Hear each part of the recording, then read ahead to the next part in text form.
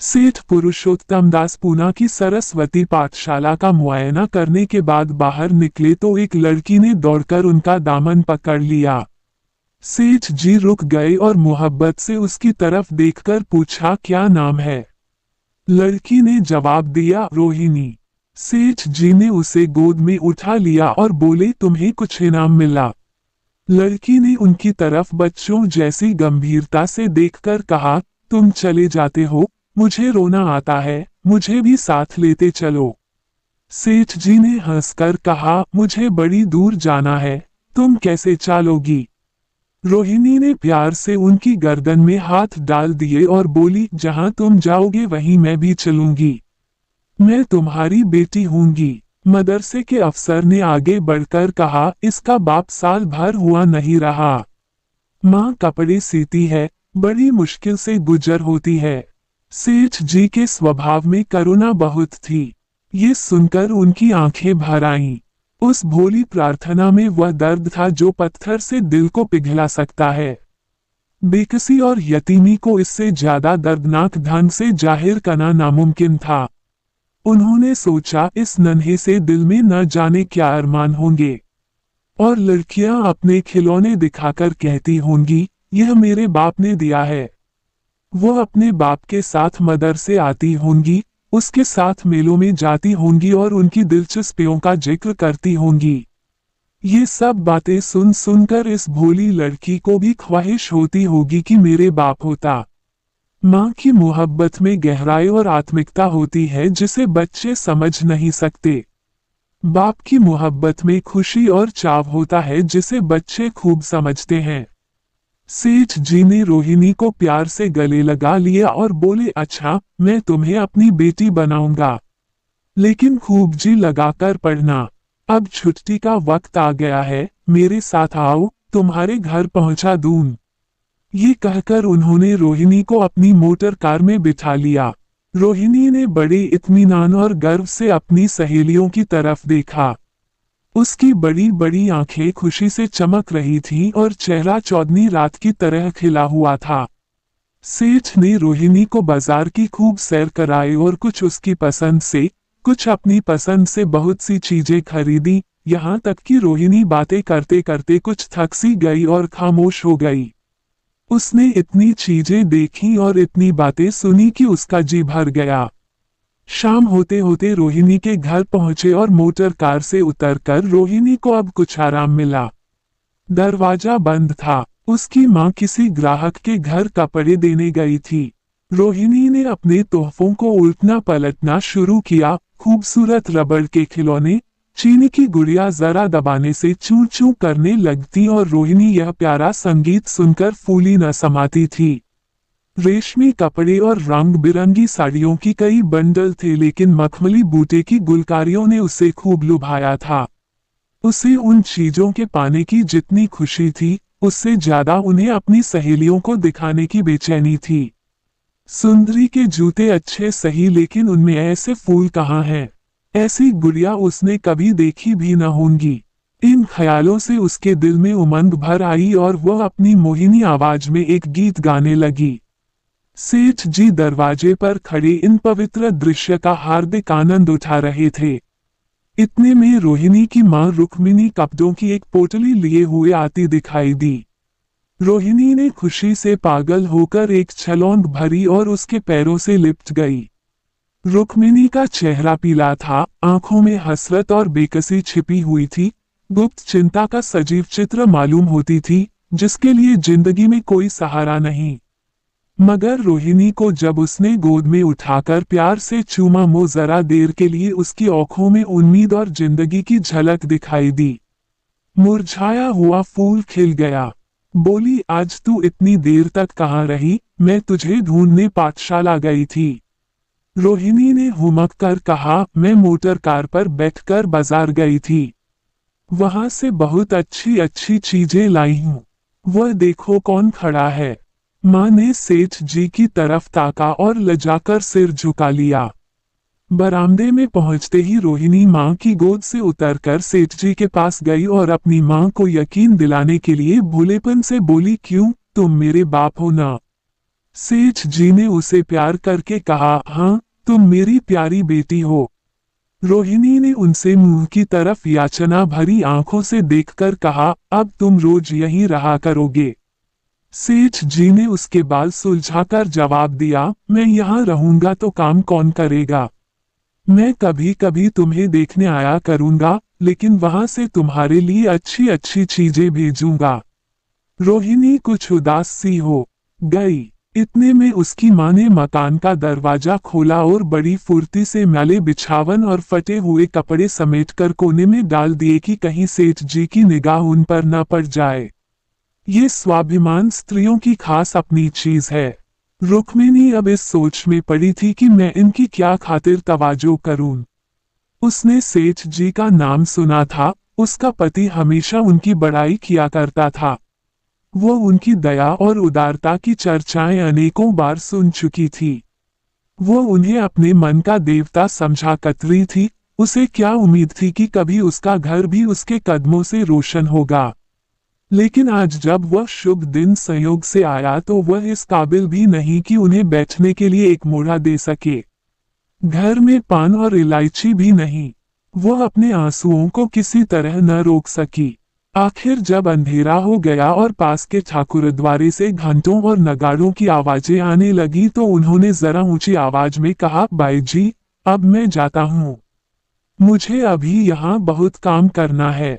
मेरी रोहिणी को कोई तकलीफ न हो। मुझे जब मौका मिलेगा उसे देखने आऊंगा। उसके पालने पोसने का काम मेरा है और मैं उसे बहुत खुशी से पूरा करूंगा। उसके लिए अब तुम कोई फिक्र मत करो। मैंने उसका वजीफा बांध दिया है और यह उसकी पहली किस्त है। ये कहकर उन्होंने अपना खूबसूरत बटुआ निकाला और रुक्मिणी के सामने रख दिया।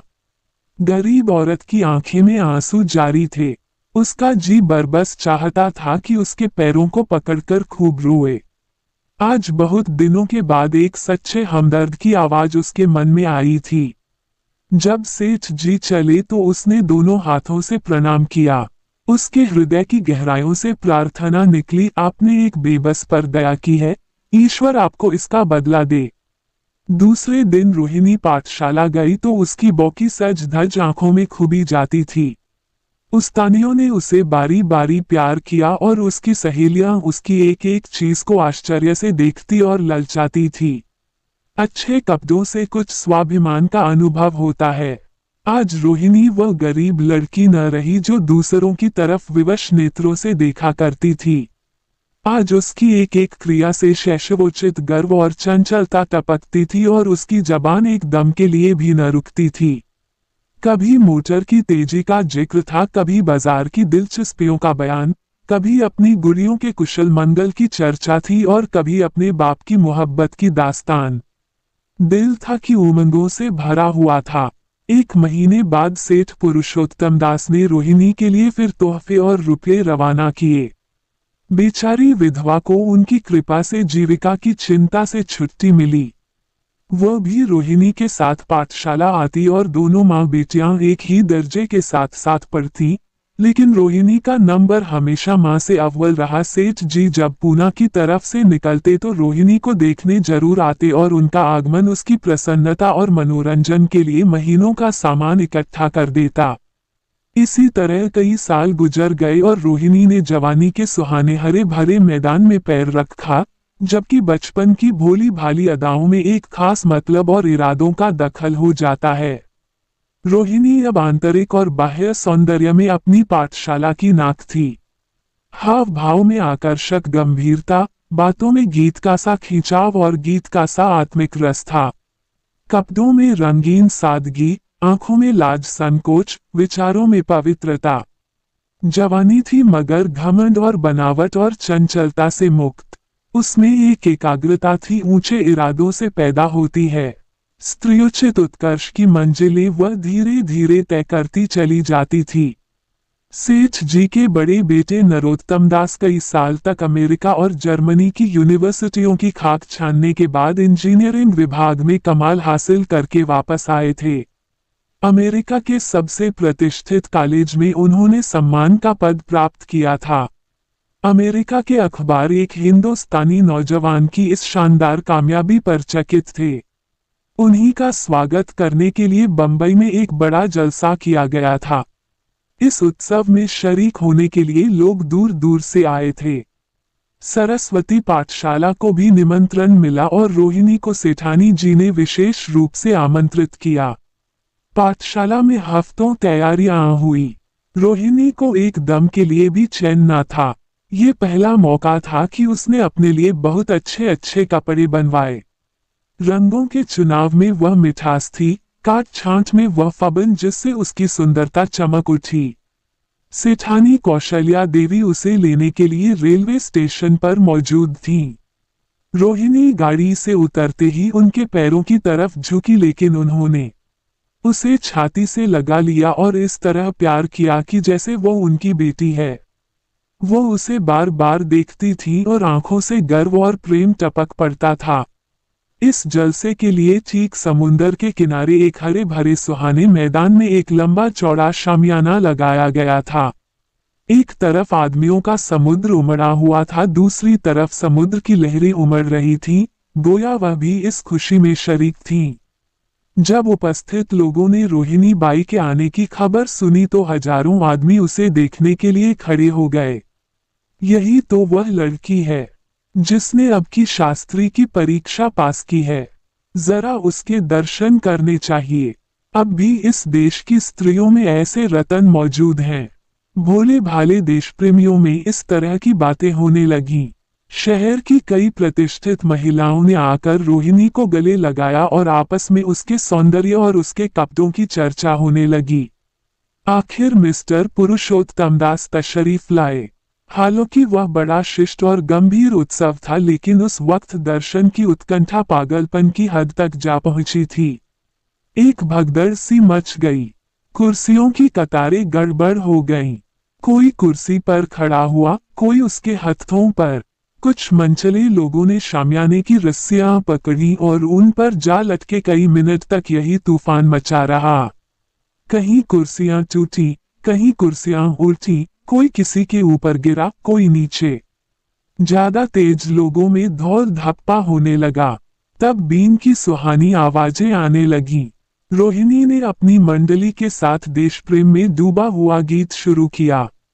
सारे उपस्थित लोग बिल्कुल शांत थे और उस समय वह सुरीला राग, उसकी कोमलता और स्वच्छता, उसकी प्रभावशाली मधुरता, उसकी उत्साह भरी वाणी दिलों पर वह नशा सा पैदा कर रही थी जिससे प्रेम की लहरें उठती हैं, जो दिल से बुराइयों को मिटाता है और उससे जिंदगी की हमेशा याद रहने वाली यादगारें पैदा हो जाती हैं। गीत बंद होने पर तारीफ की एक आवाज न आई।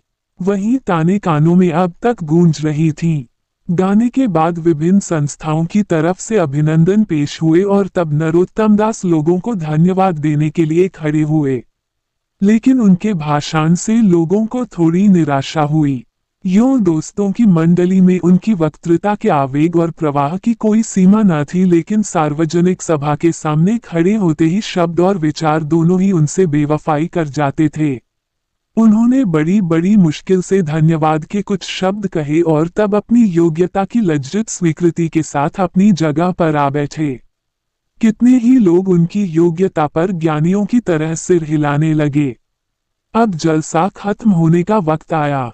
वह रेशमी हार जो सरस्वती पाठशाला की ओर से भेजा गया था, मेज पर रखा हुआ था। उसे हीरो के गले में कौन डाले? प्रेसिडेंट ने महिलाओं की पंक्ति की ओर नजर दौड़ाई। चुनने वाली आंख रोहिणी पर पड़ी और ठहर गई। उसकी छाती धड़कने लगी, लेकिन उत्सव के सभापति के आदेश का पालन आवश्यक था। वो सर झुकाए हुए मेज के पास आई और कांपते हाथों से हार को उठा लिया। एक क्षण के लिए दोनों की आंखें मिली और रोहिणी ने नरोत्तम दास के गले में हार डाल दिया। दूसरे दिन सरस्वती पाठशाला के मेहमान विदा हुए, लेकिन कौशल्या देवी ने रोहिणी को न जाने दिया। बोली, अभी तुम्हें देखने से जी नहीं भरा, तुम्हें यहाँ एक हफ्ता रहना होगा। आखिर मैं भी तो तुम्हारी माँ हूँ। एक माँ से इतना प्यार और दूसरी माँ से इतना अलगाव। रोहिणी कुछ जवाब न दे सकी। ये सारा हफ्ता कौशल्या देवी ने उसकी विदाई की तैयारियों में खर्च किया। 7वें दिन उसे विदा करने के लिए स्टेशन तक आई। चलते वक्त उससे गले मिली और बहुत कोशिश करने पर भी आंसुओं को न रोक सकी। नरोत्तम दास भी आए थे। उनका चेहरा उदास था। कौशल्या ने उनकी तरफ सहानुभूतिपूर्ण आंखों से देखकर कहा, मुझे ये तो ख्याल ही न रहा, रोहिणी क्या यहाँ से पूना तक अकेली जाएगी? क्या हर्ज है? तुम ही चले जाओ, शाम की गाड़ी से लौट आना। नरोत्तम दास के चेहरे पर खुशी की लहर दौड़ गई, जो इन शब्दों में न छिप सकी। अच्छा, मैं ही चला जाऊंगा। वो इस फिक्र में थे कि देखें विदाई की बातचीत का मौका भी मिलता है या नहीं। अब वो खूब जी भरकर अपना दर्दे दिल सुनाएंगे और मुमकिन हुआ तो उस लाज संकोच को, जो उदासीनता के पर्दे में छिपी हुई है, मिटा देंगे। रुक्मिणी को अब रोहिणी की शादी की फिक्र पैदा हुई। पड़ोस की औरतों में इसकी चर्चा होने लगी थी। लड़की इतनी सयानी हो गई है, अब क्या बुढ़ापे में ब्याह होगा? कई जगह से बात आई, उनमें कुछ बड़े प्रतिष्ठित घराने थे, लेकिन जब रुक्मिणी उन पैमानों को सेठ जी के पास भेजती तो वे यही जवाब देते कि मैं खुद फिक्र में हूँ। रुक्मिणी को उनकी यह टाल मटोल बुरी मालूम होती थी। रोहिणी को बंबई से लौटे महीना भर हो चुका था।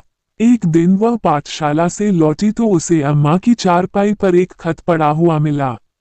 रोहिणी पढ़ने लगी। लिखा था, बहन, जब से मैंने तुम्हारी लड़की को बंबई में देखा है, मैं उस पर रीझ गई हूँ। अब उसके बगैर मुझे चैन नहीं है। क्या मेरा ऐसा भाग्य होगा कि वो मेरी बहू बन सके? मैं गरीब हूँ, लेकिन मैंने सेठ जी को राजी कर लिया है। तुम भी मेरी यह विनती कबूल करो। मैं तुम्हारी लड़की को चाहे फूलों की सेज पर न सुला सकूं, लेकिन इस घर का एक एक आदमी उसे आंखों की पुतली बनाकर रखेगा। अब रहा लड़का, माँ के मुंह से लड़के का बखान कुछ अच्छा नहीं मालूम होता, लेकिन ये कह सकती हूँ कि परमात्मा ने ये जोड़ी अपनी हाथों बनाई है। सूरत में, स्वभाव में, विद्या में, हर दृष्टि से वह रोहिणी के योग्य है। तुम जैसे चाहे अपना इत्मीनान कर सकती हो। जवाब जल्द देना और ज्यादा क्या लिखूं। नीचे थोड़े से शब्दों में सेठ जी ने उस पैगाम की सिफारिश की थी। रोहिणी गालों पर हाथ रखकर सोचने लगी। नरोत्तम दास की तस्वीर उसकी आंखों के सामने आ खड़ी हुई।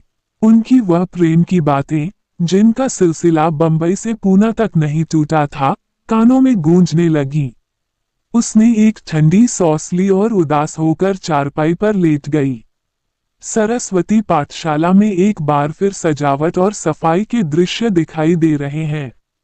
आज रोहिणी की शादी का शुभ दिन। शाम का वक्त, बसंत का सुहाना मौसम। पाठशाला के दारो दीवार मुस्करा रहे हैं और हरा भरा बगीचा फूला नहीं समाता। चंद्रमा अपनी बारात लेकर पूरब की तरफ से निकला। उसी वक्त मंगलाचरण का सुहाना राग उस रूपहली चौदनी और हल्के हल्के हवा के झोंकों में लहरें मारने लगा। दूल्हा आया, उसे देखते ही लोग हैरत में आ गए। ये नरोत्तम दास थे। दूल्हा मंडप के नीचे गया। रोहिणी की मां अपने को रोक न सकी, उसी वक्त जाकर सेठ जी के पैर पर गिर पड़ी। रोहिणी की आंखों से प्रेम और आनंद के आंसू बहने लगे। मंडप के नीचे हवन कुंड बना था। हवन शुरू हुआ, खुशबू की लपेटें हवा में उठी और सारा मैदान महक गया। लोगों के दिलो दिमाग में ताजगी की उमंग पैदा हुई। फिर संस्कार की बारी आई। दूल्हा और दुल्हन ने आपस में हमदर्दी, जिम्मेदारी और वफादारी के पवित्र शब्द अपनी जबानों से कहे। विवाह की वह मुबारक जंजीर गले में पड़ी जिसमें वजन है, सख्ती है, पाबंदियां हैं, लेकिन वजन के साथ सुख और पाबंदियों के साथ विश्वास है। दोनों दिलों में उस वक्त एक नई, बलवान, आत्मिक शक्ति की अनुभूति हो रही थी। जब शादी की रस्में खत्म हो गईं तो नाच गाने की मजलिस का दौर आया। मोहक गीत गूंजने लगे। सेठ जी थककर चूर हो गए थे। जरा दम लेने के लिए बागीचे में जाकर एक बेंच पर बैठ गए। ठंडी ठंडी हवा आ रही थी। एक नशा सा पैदा करने वाली शांति चारों तरफ छाई हुई थी। उसी वक्त रोहिणी उनके पास आई और उनके पैरों से लिपट गई। सेठ जी ने उसे उठाकर गले से लगा लिया और हंसकर बोले, क्यों, अब तो तुम मेरी अपनी बेटी हो गई।